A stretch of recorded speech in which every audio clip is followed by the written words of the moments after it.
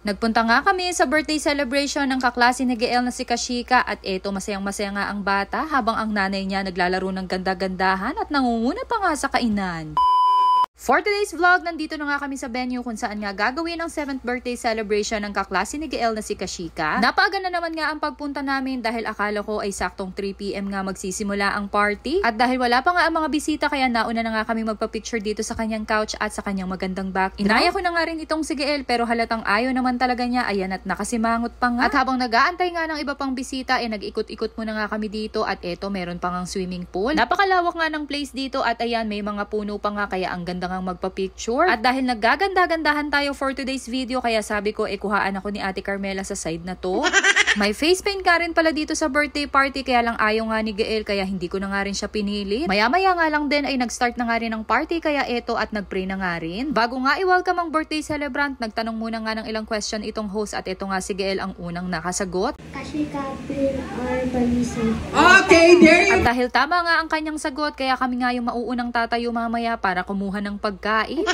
Pero bago nga yun, syempre i-welcome muna nga natin ang ating birthday celebrant kasama nga ang kanyang daddy. Nakakatuwa nga rin itong mga kasamahan ng daddy niya dahil kita nyo kung paano nga i-welcome itong ating birthday girl. Para nga sila yung mga military dun sa mga traditional military wedding ceremony. Ang kaibahan nga lang mga riders nga itong mga nagwe-welcome. Eto na nga ang ating birthday celebrant, suot-suot nga ang kanyang napakagandang pink gown. For sure na masaya ang ating birthday celebrant dahil matagal din niya itong inantay dahil nga naikukwento rin niya ito sa kanyang kaklase na si Gael. Nagmukha talaga siyang Disney princess dahil napakaganda rin ang ayos ng kanyang backdrop. Pagkatapos nga ma-welcome, sabi ko naman sa inyo, kami talaga ang unang sasandok dito.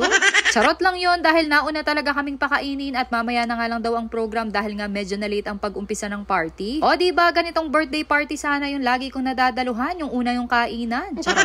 At dahil si Ate Carmela ang taga-video ko, kaya ako na nga rin ang kukuha ng kanyang pagkain kaya 2 plato itong hawak-hawak ko. Baka kasi may mag-comment kung bakit 2 plato itong hawak ko, aba uunahan ko na kayo. Eto nga yung mga handa dito, may chicken, may beef, may gulay, may menudo at syempre may spaghetti. May dessert din dito na hindi ko nakuhaan at handaan sa menu nga ang kanilang catering. Pagkabalik nga namin sa aming mga table, eto at ganado na nga kumakain ang mga anak ko. Nakatapos na nga rin akong kumain kaya dessert na nga rin itong kinakain ko at napakasarap nga nitong buko pandan. Gusto nga raw ng mga bata ng ice cream kaya eto at kinuhaan ko na nga rin. Nag-uumpisa na nga ang magic show na hindi talaga mawawala sa mga birthday party. Isa rin kasi talaga ito sa nagbibigay entertainment sa mga bata at ayan gustong-gusto nga nila itong magic na ginagawa ni Kuya. Nakakalibang naman kasi talagang panoorin at nakakamangha rin dahil ang bibilis nga ng kanilang mga kamay. Akalain mo ba namang makapaglabas itong ating magician ng kalapate dito sa asul na telang hawak niya? Ito pa nga yung isa sa namangha ako. Kita nyo naman, papel nga lang itong sinunog niya, naging noodles agad. Pero paalala sa mga batang nanonood nito, wag nyo po itong gagayahin. Mga professional magician ang gumagawa nito and for entertainment purpose only, kaya wag nyong gagayahin dahil medyo delikado dahil nga apoy ito. Habang busy nga sa pagmamagic si Kuya, etong anak ko naman busy sa pagkain ng candy. Aba naman. Hindi tuloy niya masyadong nasilayan ang kakyutan nitong rabbit na nilabas ni Kuya. Paano ba naman nga busy sa pagbukas ng candy niya, pati na nga rin sa pagnguya. Diyos mio. Nakakatuwa nga rin dahil meron pa nga ditong papapet mouth na akala mo yung bata talaga yung nagsasalita. Pinagsayaw nga lang din sila dyan kasama na nga rin ang ating birthday girl. Next naman ay ang kanyang 7-7 at eto nga nauna ay ang 7 doll kung saan nga kasama si Gael. Bumati nga lang siya dito ng happy birthday at nagpicture na nga rin sila kasama na nga rin ang iba pang nagbigay ng mga 7 dolls sa kanya. Pagkatapos nga rin ang iba pa niyang 7-7 ay nag-proceed na nga rin kami sa pagbublow nga ng kanyang birthday cake. Bago muna nga siya mag-blow ng kanyang birthday cake, kinantahan muna nga siya dito ng mga batang kasama niya ngayon.